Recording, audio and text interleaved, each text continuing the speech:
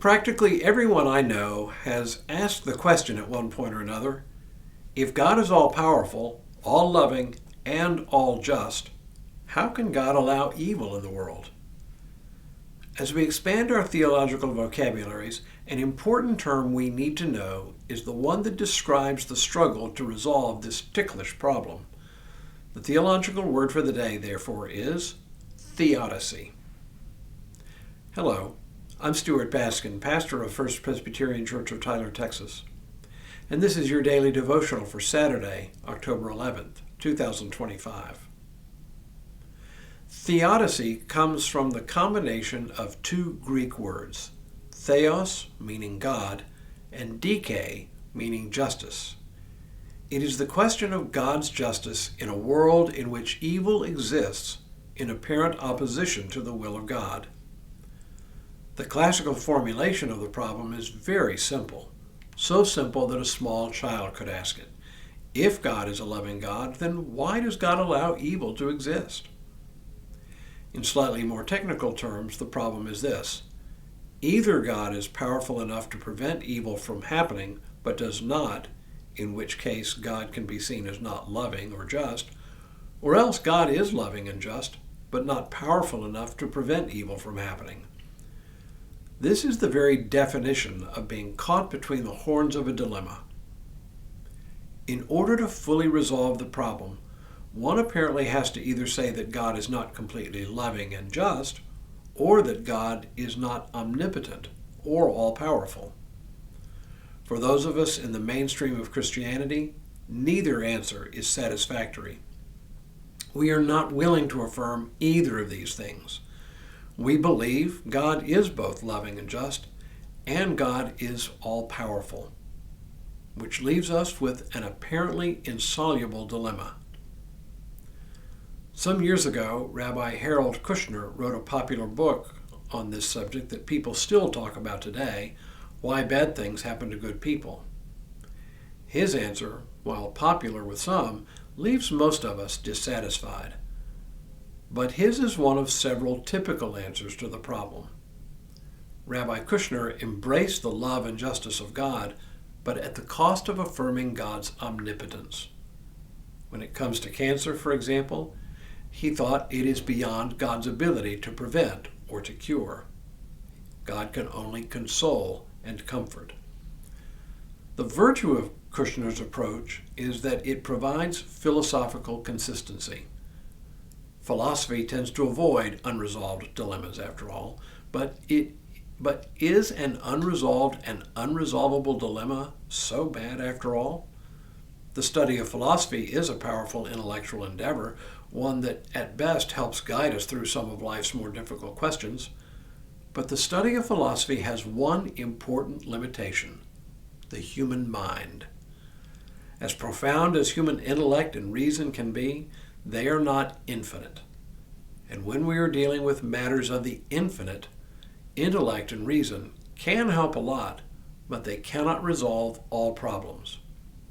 And the problem of theodicy is one of those problems. So let me suggest how we Christians can live within this apparent dilemma. It's not about abandoning human intellect or philosophical reasoning. It is about moving beyond where they can take us.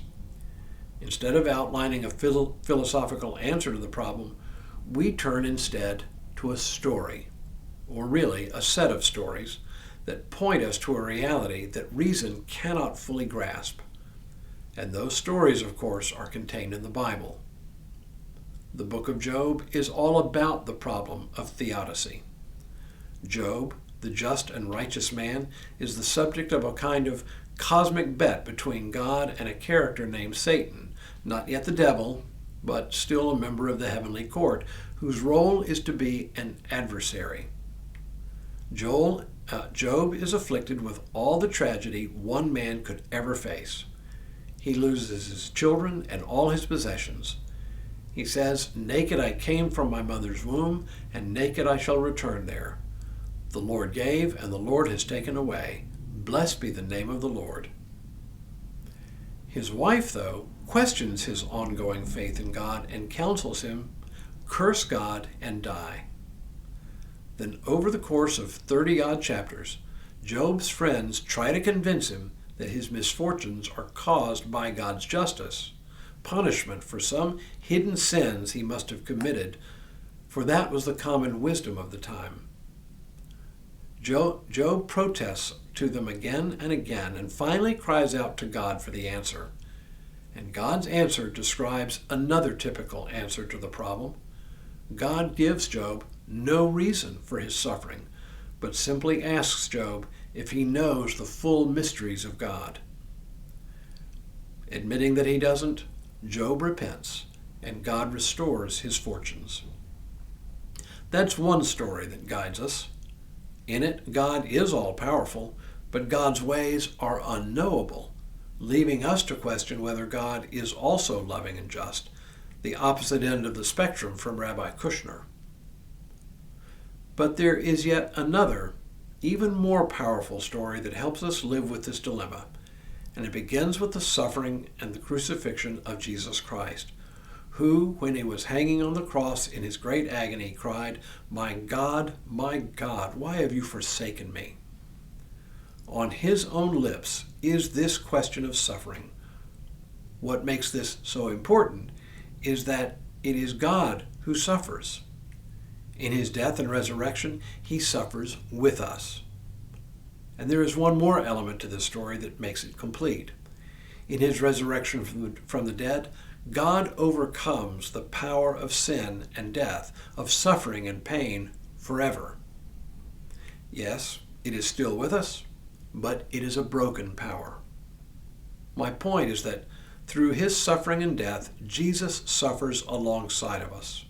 And in his resurrection, he demonstrates that God still has ultimate authority to redeem even the worst evil that the human heart can dish out and make it meaningful. Please, please, please do not get me wrong here. This does not make God the author of our suffering, and it doesn't make suffering good.